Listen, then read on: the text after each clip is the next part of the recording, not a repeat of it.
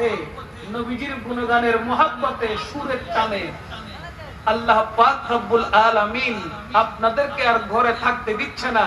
যেখান থেকে এই মহব্বতের বিন, মহব্বতের সুর বাজছে, ওইখানে এসে আপনাদেরকে বসে যেতে হচ্ছে।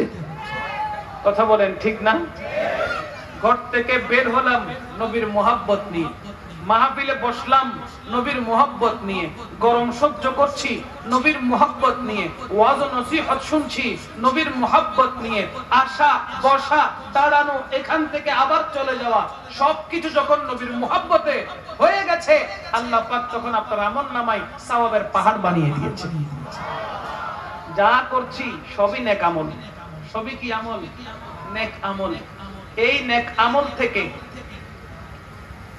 অনেক আল্লাহর বান্দা যারা এই নেক আমল থেকে দূরে রাখার জন্য নিজেরা আপ্রাণ চেষ্টা করছে, ঠিক কিনা বলেন? তারা নিজেরা তো পালন করে না